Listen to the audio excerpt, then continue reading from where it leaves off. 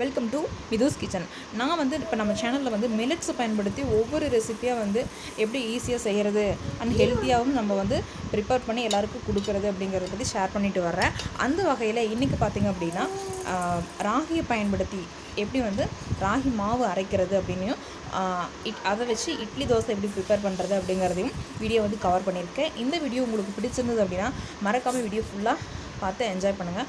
அது மட்டும் இல்லாமல் மிதுஸ் கிச்சனுக்கு எல்லோரும் சப்ஸ்கிரைப் பண்ணிக்கோங்க. நான் வந்து புழுங்கல் அரிசி இருக்கும் இல்லைங்களா, அதுதான் 2 டம்ளர் எடுத்திருக்கேன். அது கூடவே 2 டம்ளர் ராகி எடுத்திருக்கேன். அதில் அரை டம்ளர் வந்து உளுந்து, 1 ஸ்பூன் வெந்தயம், இது மட்டும்தாங்க சேர்த்துட்டு நல்லா கழுவிட்டு ஒரு 3லேருந்து 4 மணி நேரம் ஊற வச்சு இந்த மாதிரி எடுத்திருக்கேன். ஊறிடுச்சுங்க. 4 மணி நேரம் கழித்து பார்த்திங்க அப்படின்னா இந்த மாதிரி இருக்கும். இதை வந்து கிரைண்டரில் போட்டு அரைச்சி நம்ம எடுத்துகிட்டு வந்துடலாம். தண்ணி வந்து ரொம்ப அதிகமாக சேர்த்துறாதீங்க, கொஞ்சம் கொஞ்சமாக சேர்த்து கவனமாக மாவு அரைச்சி இந்த மாதிரி எடுத்து வச்சுக்கோங்க. மாவு வந்து ஒரு 4 மணி நேரம் ஊறினாவே போதும், நல்லா நுரைச்சி வந்துடும். ஒரு 4 மணி நேரத்துக்கு அப்புறமா நீங்கள் ஃப்ரிட்ஜில் எடுத்து வச்சுருங்க. நீங்கள் மறுநாள் வந்து இட்லி அல்லது தோசை எதுவாக வேணாலும் செஞ்சுக்கலாம். இட்லி பார்த்திங்கன்னா ரொம்ப சாஃப்டாக அவ்வளோ ஸ்பஞ்சியாக நல்லா வந்ததுங்க. இந்த மாதிரி குழந்தைங்களுக்குலேருந்து பெரியவங்க வரைக்கும் நல்லா ஹெல்த்தியான ஃபுட்டை வந்து சிறுதானியம் சேர்ந்த வகையில் ஹெல்த்தியான ஃபுட்டை வந்து உங்கள் வீட்டில் இருக்கிறவங்க எல்லாத்துக்குமே செஞ்சு கொடுங்க. ரொம்பவே நல்லது. இப்போ ராகி தோசையும் வந்து நல்லாவே வருது.